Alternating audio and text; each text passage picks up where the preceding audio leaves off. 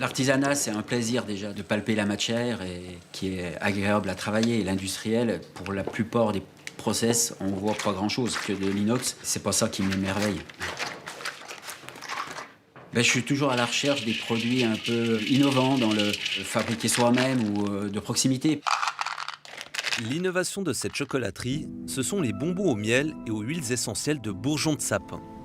Un produit qui cartonne en cette période hivernale pour cet artisan créateur situé à Gland. Il nous a ouvert la porte de son laboratoire dans lequel il fabrique ses bonbons depuis 3 ans. Il est un des seuls à le faire de façon artisanale en Suisse romande. Moi, je voulais revenir aux sources qui est la confiserie, qui fait partie de notre métier.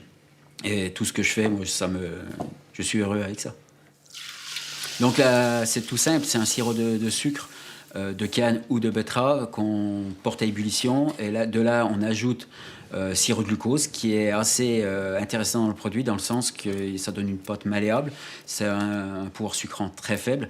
Ça évite aussi la recristallisation du bonbon, qui évite qu'on ait un morceau de sucre au final dans la bouche. À 130 degrés, le miel est inséré dans le mélange. Puis c'est le moment de sortir la mixture et de la faire refroidir. C'est à cet instant que sont ajoutées les huiles essentielles de bourgeons de sapin et de menthe.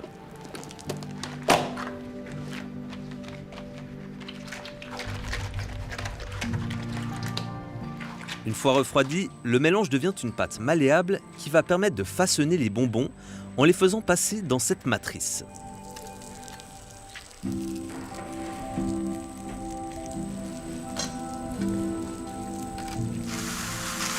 Ensuite, on passe donc à l'étape du glaçage, qui est là pour isoler le bonbon de sucre aux reprises d'humidité.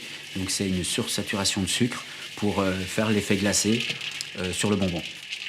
Ce qui fait la base déjà des bons produits, c'est une bonne matière première. D'aller chercher une huile essentielle à 5 minutes d'ici, c'est déjà une bonne traçabilité. C'est pas mon métier de vendre des vertus, donc je le mets pas en avant parce que moi je procure 1,5 g de plaisir et puis je pense que c'est une bonne thérapie. Ce bonbon est donc considéré comme une denrée alimentaire et non pas comme un médicament. Pourtant, s'il le souhaitait, cet artisan pourrait l'inscrire comme tel. Des démarches à effectuer auprès de Swissmedic à Berne. C'est cet organe de l'État qui s'occupe de délivrer les autorisations de commercialisation des bonbons en tant que médicaments. Vous avez une liste d'ingrédients possibles pour justement les bonbons contre la toux. Donc là, vous y trouverez beaucoup de plantes médicinales que la plupart d'entre vous connaissent, comme la menthe, la sauge, le pin, le fenouil. Donc plein de plantes qui sont déjà anciennement connues comme ayant un effet positif en cas de maladie du genre refroidissement. C'est dans l'annexe 5 de l'ordonnance sur les médicaments complémentaires et phytomédicaments que l'on trouve cette liste de plantes et huiles essentielles. Ces ingrédients doivent être présents dans le bonbon pour le considérer comme un médicament et l'inscrire dans la catégorie E de Swissmedic. Un produit que l'on connaît bien est inscrit sur cette liste E, le fameux bonbon aux 13 herbes de Ricola. Mais quels sont les effets de ces bonbons aux plantes sur la toux? Pour avoir des éléments de réponse, nous sommes allés voir une herbaliste. Myriam Matouchek utilise et enseigne les vertus thérapeutiques des plantes. Bienfaisant en cas de toux, d'enrouement et de catarrhe. Alors probablement que déjà en suçant quelque chose, on va améliorer le confort de la gorge parce qu'on va saliver. Donc forcément que ça va de toute façon déjà donner une sensation d'amélioration. Il y a 13 herbes en extrait. Donc on va vous donner en milligrammes l'extrait. Je ne sais pas si dans la concentration des bonbons, c'est suffisant vraiment pour soigner. En fait, c'est difficile à savoir. Ce sont les principes actifs d'une plante qui auraient des effets thérapeutiques. Pour soulager la toux, il faut en rechercher des bien spécifiques. On va rechercher déjà des mucilages, très souvent. C'est un principe actif qui ramollit, qui adoucit. C'est un principe actif qui, lorsqu'on le prend sous la langue, si vous croquez dans une fleur de mauve, vous allez sentir sous la dent et sous la langue un liquide un peu épais. Donc le mucilage va agir localement dans les zones qui sont enflammées et puis qui sont trop engorgées par du mucus et des choses comme ça. Et ça va permettre de les évacuer après. Après, il y a les tanins aussi, qu'on va aussi rechercher, qui, eux, vont agir aussi sur l'inflammation, mais d'une autre manière. Ils vont être plutôt astringents. Nous avons souhaité en savoir plus sur le processus de fabrication des bonbons industriels et leurs recettes qui sont censées avoir un effet thérapeutique. Mais aucun fabricant n'a souhaité nous ouvrir ses portes. Nous avons discuté encore une fois tous les détails à l'interne. Nous devons annuler la visite de la semaine prochaine. Notre processus de fabrication est confidentiel. Nous n'avons pas de production en interne. Ces structures ne sont pas prévues pour recevoir des visiteurs. La demande est trop courte. La production reste un secret. Nous vous proposons un entretien avec notre CEO. Rendez-vous est pris au centre de Bâle, dans les bureaux flambant neufs de l'entreprise Deutsche Gräter, qui fabrique les fameuses Gräters Pastilles pour la gorge et la voix. Deutsche Gräter est une entreprise suisse active dans le domaine pharmaceutique et dans la santé. Une entreprise au bénéfice d'une longue tradition.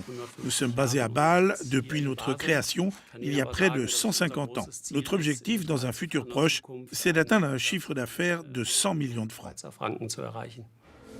Pour atteindre cet objectif, l'entreprise compte beaucoup sur son produit phare. Des bonbons à base de fruits dont le secret résiderait dans la maturation du mélange. 72 millions de Gräters Pastilles ont été vendus dans le monde en 2020. Une boîte vintage qui met en avant les bienfaits de ces bonbons pour la gorge. Mais alors ces pastilles, bonbons ou médicaments ? Ni l'un ni l'autre. Je dirais plutôt que c'est un complément alimentaire. Du point de vue réglementaire, les produits sont considérés comme des denrées alimentaires, à l'exception de la saveur groseille, qui est inscrite sur la liste des médicaments en vente libre en raison de la concentration en vitamines particulièrement élevée. Deux bonbons avec des ingrédients quasiment identiques. Mais l'un est inscrit comme médicament et l'autre pas. La différence principale réside dans l'aspect marketing. En effet, un bonbon inscrit comme médicament permet aux entreprises de mettre en avant ses vertus thérapeutiques. En tant que bonbon catégorie E, donc un bonbon médicinal, il peut mentionner une indication thérapeutique. Donc, il peut dire bonbon contre la toux ou allège en cas de gorge enrouée ou calme la toux, apaise la toux. Tandis qu'un bonbon non enregistré, c'est une denrée alimentaire qui n'a pas le droit de mentionner une indication thérapeutique sur son emballage. Pourtant, on voit apparaître sur l'étiquette de l'emballage des Gräters Pastilles qui ne sont pas enregistrés comme médicaments, l'expression « bienfaisante pour la gorge et la voix ». Une formulation censée être utilisée exclusivement par les bonbons inscrits en catégorie E. Une indication qui fait partie intégrante du marketing de ces bonbons. Les Gräters Pastilles sont un bienfait pour la gorge et la voix. Bonsoir Quentin Bollen. Bonsoir.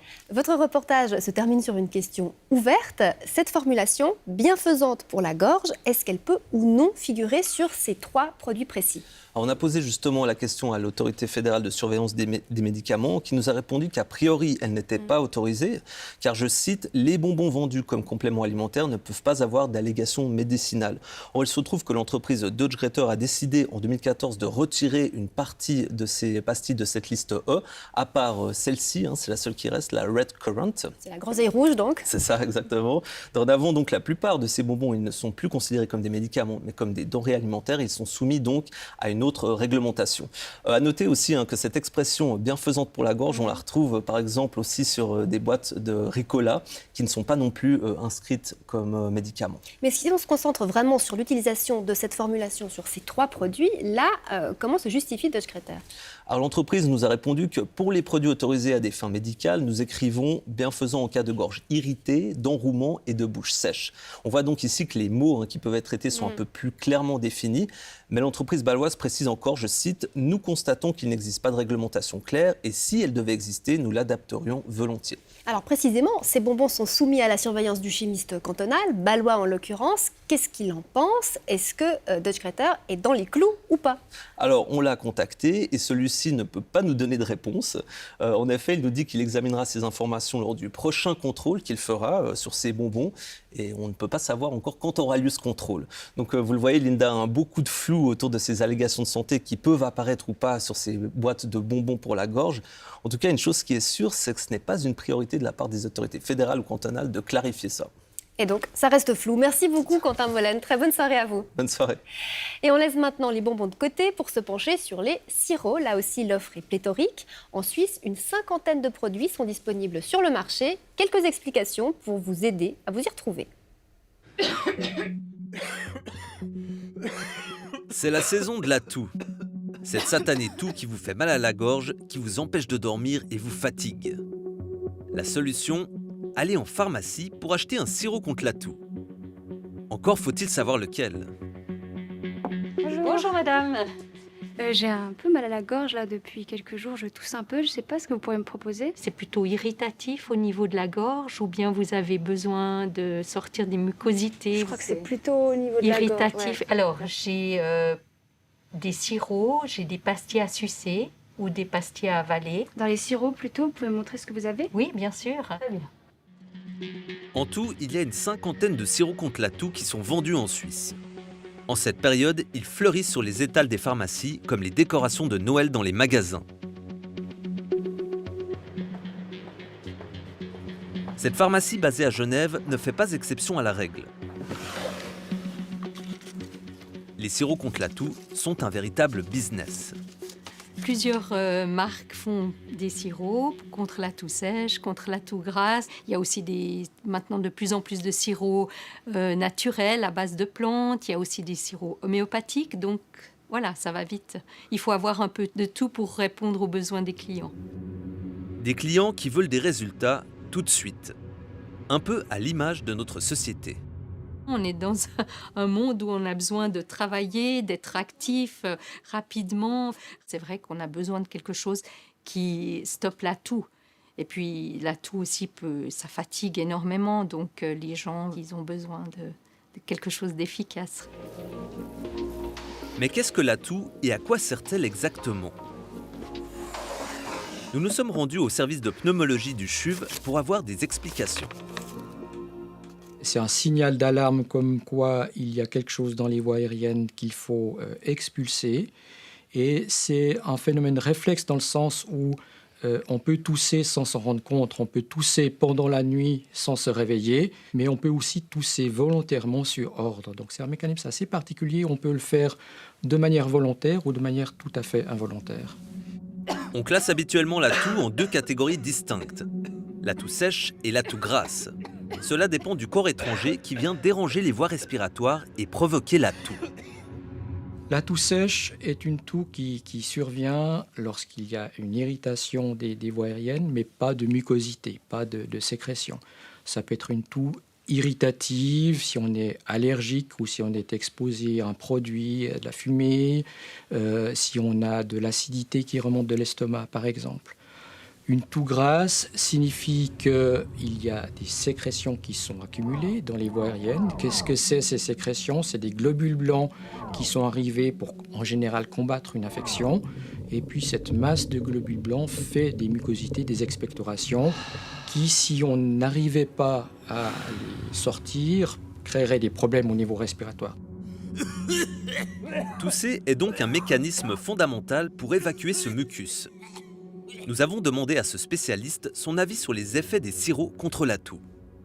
La plupart des médicaments antitussifs contre la toux, ils peuvent diminuer l'intensité de la toux, mais ne vont pas traiter la cause.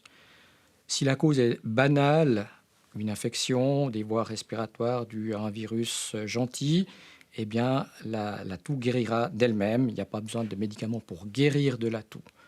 Par contre, si la toux est signe d'une maladie pulmonaire ou autre plus grave, ben là, il faut d'abord poser le diagnostic, quelle est la maladie, pour pouvoir essayer de combattre cette toux. Alors, les sirops contre la toux ne seraient-ils que du vent? Nous avons amené à un pharmacologue le top 15 des produits vendus en Suisse, établis par PharmaSuisse. Il les regroupe en 3 catégories bien distinctes en fonction de leurs composants chimiques censés agir sur la toux. Dans ce groupe, on a les médicaments qui s'efforcent d'agir sur la toux en agissant sur le système nerveux, sur les centres qui contrôlent le réflexe de la toux. Ensuite, ici, on a plutôt les médicaments qui s'efforcent d'agir sur la composition du mucus qui tapisse nos bronches, qui est abondamment sécrété lorsqu'on a une infection respiratoire. Et puis, finalement, dans un petit coin, il y a la phytothérapie, les médicaments tirés des plantes, dont les mécanismes d'action sont très nombreux, variés et pas très bien compris, à vrai dire. Dans le premier groupe des sirops contre la toux, on retrouve quasiment toujours les 2 mêmes molécules, la codéine et le dextrométhorphane. Des noms barbares pour des composants pas si anodins. La codéine et le dextrométhorphane sont des dérivés de l'opium. Tous ces opiacés diminuent la respiration, diminuent aussi le réflexe de toux, à tel point que l'intoxication aux opiacés, c'est l'arrêt respiratoire, hein. Alors, ça marche, mais ça marche à condition que les doses soient suffisantes. Et les doses qui vraiment calment le réflexe de toux, c'est des doses où le patient commence à avoir d'autres effets de ces opioïdes. Il devient un petit peu confus, il devient un peu somnolent. Et il n'y a pas tellement de différence entre les doses qui calment la toux et les doses qui commencent à avoir des effets sur le cerveau. Des composants qui sont potentiellement dangereux. La plupart de ces sirops sont par conséquent classés en catégorie B par Swissmedic. C'est-à-dire qu'ils peuvent être obtenus seulement avec une ordonnance. Pourtant, certains de ces médicaments se trouvent sur la liste C et peuvent être obtenus sans prescription. Mais en 2019, cette catégorie a disparu. Ces sirops auraient donc dû être déplacés sur la liste des médicaments qui nécessitent une ordonnance. Comment expliquer alors que certains sirops contre la toux se trouvent toujours sur cette liste C? Les firmes ont déposé un recours au tribunal contre cette décision. Donc pour ça, ils sont encore en liste C, vu que la procédure juridique dure, elle est encore en route.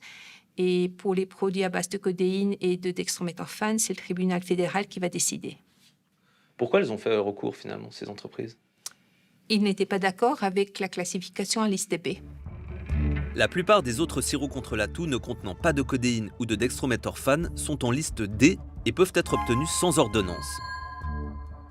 On trouve dans cette catégorie la majorité des médicaments permettant de fluidifier les mucosités. Ces fluidifiants ou expectorants, on ne peut pas leur nier un certain effet. Fluidifier le mucus, ça marche un petit peu. Mais c'est quand même un effet qu'on pourrait aussi obtenir avec un humidificateur, en mettant de la vapeur dans l'air. L'air à l'intérieur des maisons est souvent très sec en hiver, quand les chauffages augmentent la température sans augmenter l'humidité. Donc on obtiendrait à peu près le même effet en ayant un air abondamment humidifié. La troisième catégorie de sirops contre la toux concerne les mélanges à base de plantes. Pour en savoir plus, nous quittons les laboratoires pour nous rendre à la campagne. Cette herbaliste connaît les plantes sur le bout des doigts. Elle élabore elle-même son sirop contre la toux à base de vinaigre.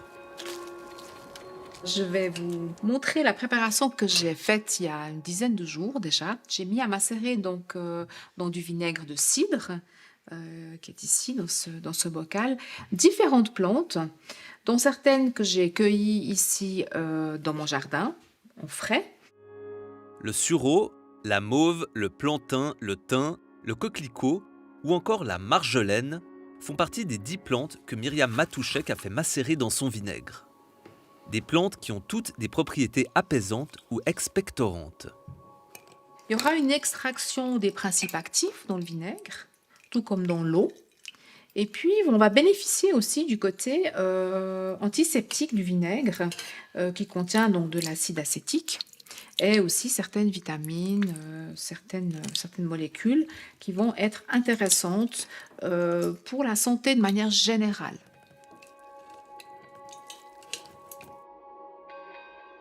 Une fois que le mélange a été filtré, il faut le chauffer rapidement pour le stabiliser, avant d'y ajouter l'ingrédient final. Je vais juste laisser refroidir un peu, de manière à pouvoir intégrer le miel qui est relativement fragile. Le miel, on ne doit pas le chauffer à plus de 40 degrés, autrement il va perdre ses propriétés. On va trouver dans le miel des propriétés antiseptiques intéressantes, antibiotiques aussi. Et puis, c'est vrai que c'est très connu pour adoucir justement la gorge. Après ça, le sirop miel à vinaigré contre la toux est prêt. Il est à prendre à raison d'1 à 2 cuillères par jour pour apaiser votre toux jusqu'à ce qu'elle passe.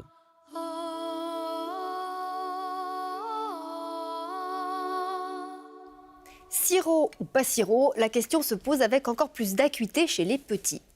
Cet été, l'Association des pédiatres suisses a fait cette recommandation choc, ne pas donner de médicaments contre la toux aux enfants. Non seulement ils sont jugés inefficaces, mais d'après la fêtière, ils pourraient même être dangereux. On verra dans quelques minutes que de nombreuses pharmacies ignorent cette recommandation, mais avant cela, la parole à ceux qui déconseillent ces médicaments.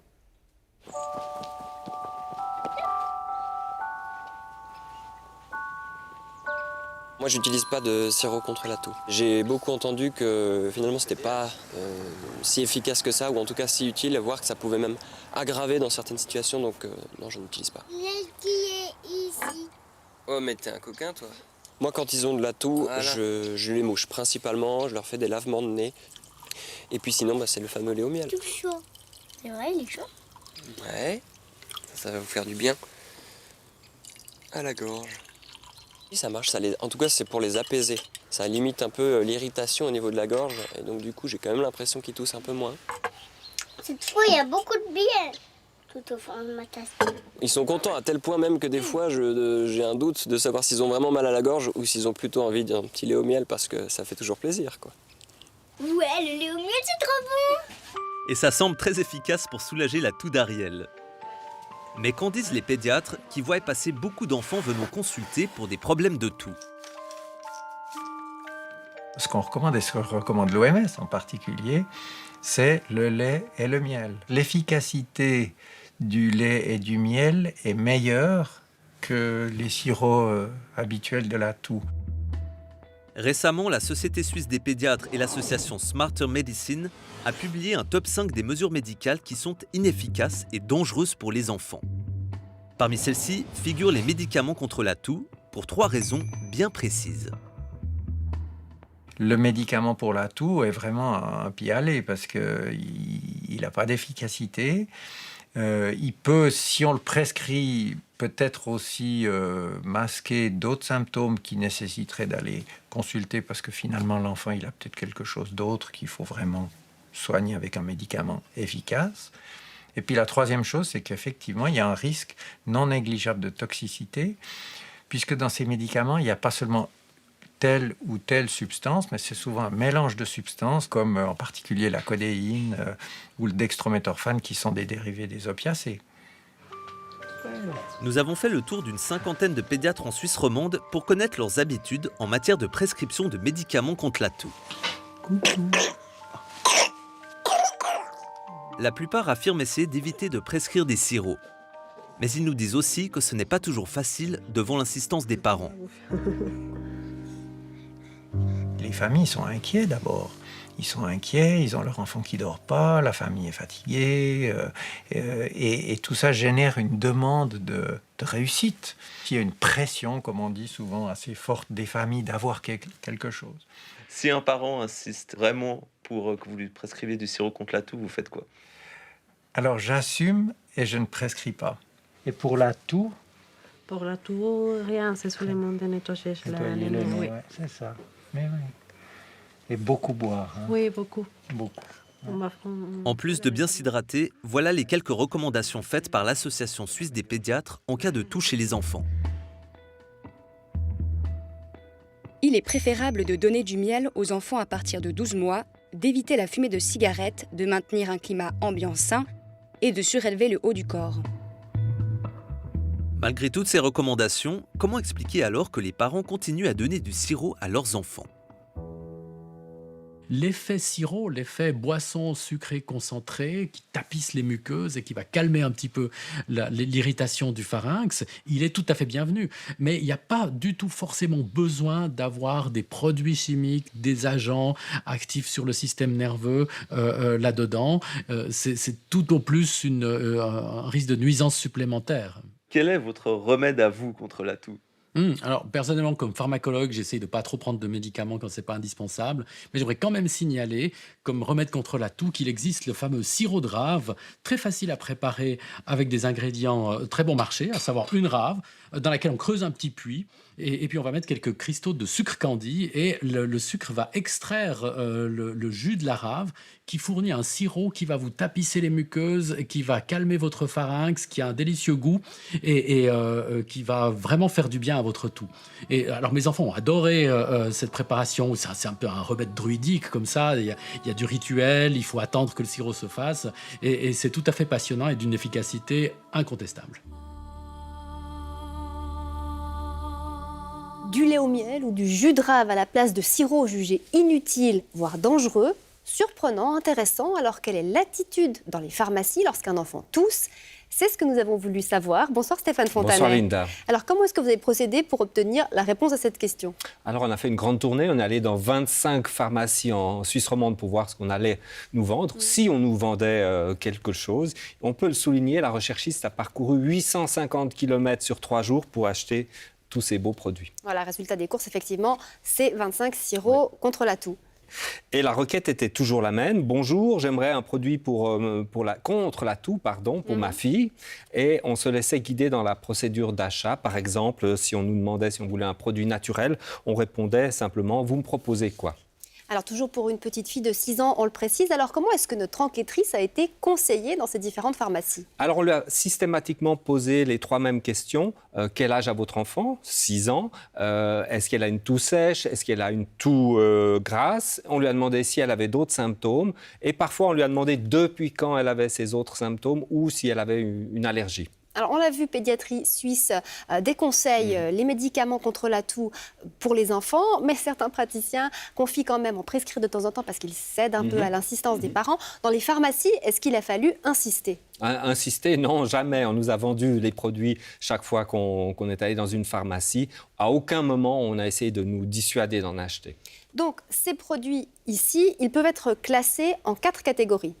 Oui, tout à fait. Alors, on peut dire que les prix varient entre 6 francs 55 et 16 francs 20 sur l'ensemble de ces produits.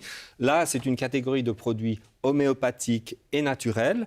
Là, on a un produit un petit peu à part qui est à base de glycérol. Ensuite, des produits qui sont sur la liste D, ça veut dire qu'ils exigent une remise avec conseil. Exact. Et là, on a 10 fois des produits qui contiennent du morclophone ou du dihydrogénocitrate de butamirate.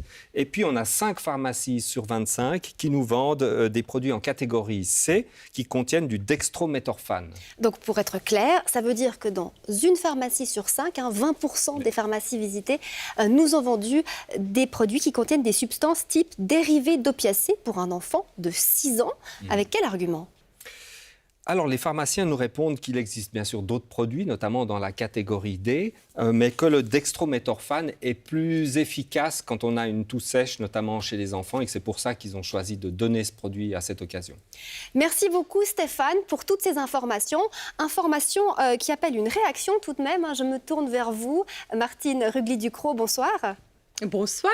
Merci beaucoup d'être avec nous. Vous êtes la présidente de PharmaSuisse, donc la fêtière des pharmaciens. Quand même, 5 pharmacies sur 25 qui vendent du dextrométhorphane pour une fillette de 6 ans. Est-ce que c'est normal? Je dois dire que je ne suis pas surprise parce que c'est depuis longtemps un traitement qui est utilisé chez les enfants, pas seulement sur la remise par les pharmacies, mais beaucoup sur les prescriptions des pédiatres. Et c'est un produit qui est considéré pas plus efficace qu'un autre parce qu'il y a très peu de données sur les sirops contre la toux. Les études ne sont pas simples à faire. Donc concrètement, vous, présidente de PharmaSuisse, vous recommandez de distribuer ce type de produit quand un enfant de 6 ans a une toux? Alors, non, je ne fais pas cette recommandation. Peut-être qu'il faut regarder comment ça fonctionne. Lorsque les parents viennent à la pharmacie, les parents, en fait, ont une demande parce que il y a souvent, quand l'enfant ne peut pas dormir, des problèmes de sommeil qui impactent la famille entière, les parents surtout, et donc ils viennent avec une demande qu'ils aimeraient être répondue. Mais pour être clair, votre association, elle, veut que ce type de produit soit uniquement disponible sur ordonnance, mais dans l'intervalle, les pharmacies continuent à le vendre sans autre précaution. Ce qui a déjà complètement changé avec ce produit, c'est qu'avant, on le remettait aussi aux plus petits enfants, ce qui n'est absolument plus le cas maintenant. Sans ordonnance du médecin, il n'est plus du tout remis aux petits-enfants. Un enfant de 6 ans, vous n'allez pas faire un traitement très long. Et donc, s'il y a efficacité, il y a peu de risque de toxicité. Je vous rappelle tout de même que les médicaments sont jugés par notre autorité, Swissmedic, qui regarde leur efficacité et leur toxicité, et sur cette base, les met sur le marché, avec aussi le groupe d'âge auquel ils peuvent être prescrits. D'un mot encore, Pédiatrie Suisse déconseille l'usage des médicaments pour la toux, là on parle vraiment au sens large, pour les enfants. Pharma Suisse, est-ce que vous souscrivez ? Oui, tout à fait. Et nous avons fait ces recommandations. On vient de les passer encore une fois à nos membres où on en a discuté. Alors, je dois vous dire une chose, c'est que ces recommandations de pas de sirop pour les petits-enfants, c'est quelque chose qui est connu depuis à peu près 1997. On sait que l'efficacité n'est pas très bonne, mais c'est mal documenté. Et pourtant, les sirops sont encore vendus en masse dans les pharmacies. Ils sont encore vendus, tout à fait, mais ils sont encore acceptés par nos autorités de surveillance. Grand merci à vous, Martine Rugli-Ducrot. On vous souhaite une très bonne soirée. Merci à vous aussi. Merci. Merci. Voilà, vous êtes informés. À vous de choisir. Côté rail, maintenant, le trou de Tolojna est enfin sous contrôle, mais l'un de nos téléspectateurs a une autre raison de se plaindre des CFF. Une histoire de billets dont le prix s'envole. Le récit de Johanna Commange. Un aller-retour Chenbourg-Bâle en train pour 2 personnes. À votre avis, c'est 331 francs avec 2 cartes journalières ou un billet à 1565 francs ? 1565 francs, c'est la modique somme qu'un téléspectateur genevois a dégainée pour se rendre le 26 septembre à Art Basel. Alors certes, l'amateur d'art a choisi de voyager avec son épouse en première classe pour se rendre à cette manifestation plutôt chic dédiée à l'art contemporain. Mais la cote de ce trajet a été très largement surévaluée. Alors la veille au soir de ce déplacement, je me logue sur le site cff.ch et j'essaye de réserver 2 cartes journalières, première classe. Et puis, la réservation poursuit son cours, hein. Elle va aboutir, et tout d'un coup, apparaît un bandeau rouge d'avertissement qui me dit « Votre réservation n'a pas pu être conclue, il faut la repasser ». Et ça, je vais le faire 3 fois supplémentaire avec le même résultat. C'est-à-dire pas de titre de transport? Absolument aucun titre de transport. Alors là, vous persévérez? Alors, il me fallait quand même que j'aille un billet pour le lendemain. Donc, je me dis peut-être naïvement, est-ce que c'est ma carte de crédit qui n'a pas fonctionné? Et je remplace l'Amex par une carte de secours, une Mastercard, et je refais la même opération, et de nouveau, les mêmes causes amènent les mêmes résultats, c'est-à-dire bandeau rouge, votre réservation n'a pas pu être menée à bien, et il faut la repasser. À ce moment-là, vous êtes dans quel état d'esprit?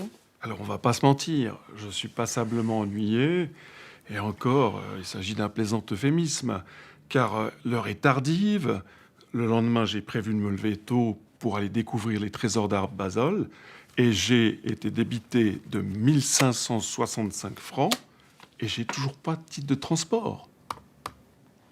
Pourquoi vous me dites j'ai été débité? Eh oui, car sur l'application Swisscard d'Amex, je peux voir mes débits en temps réel.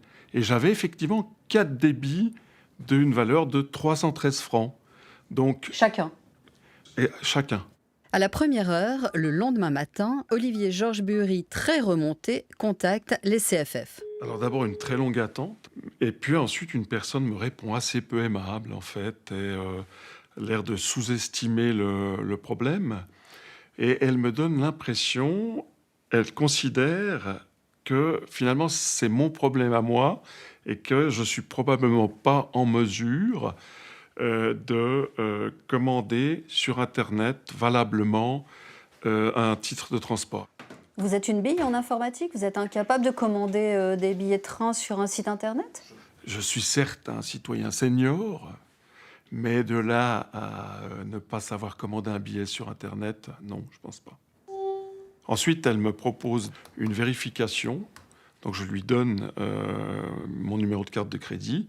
En 30 secondes, elle me répond qu'en fait, elle n'a rien trouvé. Et je n'ai pas eu l'impression qu'elle avait procédé à une vérification digne de ce nom.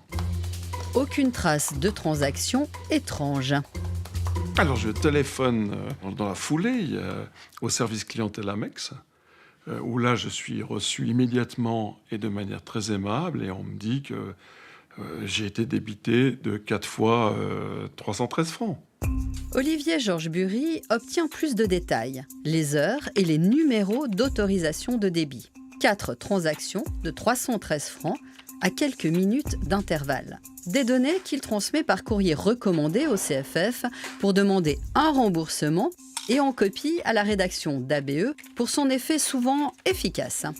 La présente vous est adressée sous pli recommandé de sorte qu'elle pourra être produite dans le cadre d'une procédure judiciaire. Un tirage de la présente est également adressé à toutes fins utiles à la rédaction de l'émission À bon entendeur que je sais friande de tels dérapages. C'est vrai, à ABE, on n'aime pas quand la conso déraille. Toujours sans titre de transport, Olivier Georges Bury se rend finalement à la gare pour acheter ses 2 billets aller-retour en première pour Bâle, 431 francs 40 au lieu des 331 francs pour les 2 cartes journalières qu'il n'a jamais obtenues. Le 9 octobre, les CFF l'informent par courrier qu'avec ces données, ils n'ont pas trouvé de traces de débit pour le fameux montant de 1565 francs. L'avocat de formation, in fine pas débité, reste pourtant dépité. Ces cartes journalières, elles n'ont pas été délivrées, alors que pourtant le contrat était quasiment parfait, offre, acceptation, concordance. C'est l'article 1 du Code des obligations. Donc, le lendemain, j'ai dû payer mes billets au prix du jour, c'est-à-dire à peu près une centaine et quelques de francs en plus. Donc, à quelque part, il restait un certain préjudice de mon côté. Nous avons aussi, bien sûr, contacté les CFF au sujet de l'énigme des billets achetés non débités. La porte-parole des chemins de fer fédéraux confirme que, dans le cas de M. Bury, la carte a été autorisée 4 fois, mais l'achat n'a jamais été réalisé vu que la transaction d'achat a été annulée. Il n'y a donc pas d'enrichissement injuste de notre part. Sabine Baumgartner ajoute qu'il n'y a eu le samedi 25 septembre aucun dysfonctionnement sur le shop en ligne des CFF. Le mystère reste donc entier sur la cause de cet achat raté. Les CFF se sont engagés à dédommager notre téléspectateur avec un bon de 120 francs qui correspond à la différence de prix entre les billets achetés à l'automate et ceux jamais obtenus sur Internet. J'en prends acte, simplement, je trouve que... D'abord, il a fallu 2 lettres commandées et votre intervention. Si quelqu'un qui n'a pas les ressources ou le temps ou la disponibilité, le loisir de brosser 2 lettres commandées ou de faire appel à votre émission, je ne sais pas ce qui lui arrive. Un bon d'achat qu'Olivier Georges Bury ne fera peut-être pas valoir en ligne. Et à ce jour, M. Bury n'a toujours pas vu la couleur du bon promis par les CFF. Pour terminer cette émission, on retrouve ce soir notre séquence consacrée aux petites absurdités qui jalonnent la vie des consommateurs. On avait fait appel à vous pour les repérer. Ce soir, on vous soumet un petit florilège des meilleurs. C'est notre séquence « C'est ballot ». Oh, c'est ballot. Ah, c'est ballot. Ah, c'est ballot. Bonsoir Malik Melli. Bonsoir Linda. Alors, on rappelle le principe, vous nous présentez 4 cas et ensuite le public pourra voter pour le plus absurde. Tout à fait. On commence par une super trottinette électrique, la Dualtron Thunder Black. Regardez cette pub Interdiscount. Vitesse maximum 85 km/h, 4 fois le maximum autorisé par la loi. D'ailleurs, c'est écrit là en tout petit, non homologué pour la voie publique. Mais ça coûte quand même 4 790 francs. Bon, franchement, à ce prix-là, à qui est-ce que Interdiscount espère la vendre? On peut se poser la question. La réponse d'Interdiscount, c'est destiné à des clients qui recherchent généralement un produit qui leur permet de parcourir de plus grandes distances en moins de temps. Par exemple, des personnes qui travaillent sur le site d'une entreprise privée ou alors des agriculteurs sur des chemins privés. En tout cas, j'en ai pas vu des masses dans les propriétés agricoles autour de chez moi. Après ça, une histoire de garage. Oui, c'est l'histoire d'une cliente du Garage du Nord à Montaix qui trouvait sa facture près de 3 300 francs, un brin salé. Alors, elle a voulu laisser un avis critique sur le garage sur Google et elle a été très surprise de découvrir un autre avis très positif. Garage au top, personnel très sympathique et professionnel. Oui, sauf que cet avis, il est écrit par l'employé du garage qui a établi la facture de la dame. Ah voilà, c'est pas banal ça. Non, c'est pas banal, mais c'est normal, répond le garage. L'avis posté par Madame T a été de son propre chef et ne correspond en aucun cas à une directive de l'entreprise. Par contre, étant également cliente du garage pour son véhicule, n'aurait-elle pas le droit d'exprimer son avis positif ou négatif? Alors sans doute, mais par contre on peut douter de la neutralité de l'avis. Votre troisième cas, qu'est-ce que c'est? Alors c'est ce superbe fer à repasser proposé par Fust, 179 francs 90 au lieu de 399,90 90. Waouh!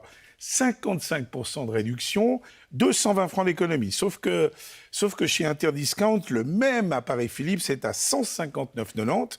Et puis enfin sur le site officiel de Philips Suisse, le prix de vente recommandé, c'est 209 francs. Alors, ce premier prix de 399 francs, d'où est-ce qu'il sort? Eh bien, Fust nous répond que c'est bien Philips qui a conseillé le prix de vente de 399,90 90. Et puis, Fust ajoute que le chiffre qui se trouve sur le site de Philips de 209 francs, c'est l'un des seuls qui est vraiment erroné. C'est vraiment ballot. C'est ballot. Et la quatrième absurdité, eh bien pour ça, on va prendre l'air. Nous partons vers un lieu niché dans son écrin de verdure, pour parler comme un office du tourisme. Les Pontins, tout près de Saint-Imier, dans le Jura bernois. Nous sommes chez Marie-Catherine Vuillemier.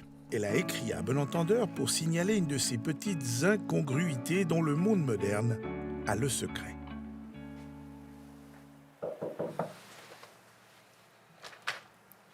Bonjour. Bonjour, monsieur Melli. Bonjour. Alors, Madame Vuillemier, quel est le problème ici? Eh bien, je vais vous montrer. Ce ne sont pas ces délicieuses madeleines qui interpellent, mais bien le moule qui les accueille. Un moule d'une marque française prestigieuse réputée pour ses cassetons et autres ustensiles de cuisine. J'apprécie la marque et j'ai donc cherché à acheter un de ces moules et j'ai regardé sur Internet. C'est à Berne, dans une des arcades de la vieille ville, que se situe le magasin le plus proche de cette marque. Alors, je ne pouvais pas me déplacer à ce moment-là, donc j'ai préféré le commander en me disant que Berne n'était pas si loin que ça. Marie-Catherine passe donc commande sur le site internet bernois de la marque française. La ville fédérale n'est pas très loin. Par la route, c'est 75 km. Quelques jours plus tard, la commande arrive au Pontin et la surprise. Alors la première surprise, ça a été les dimensions de son emballage. Quand j'ai vu arriver le facteur, j'ai pensé que ce carton n'était pas pour moi.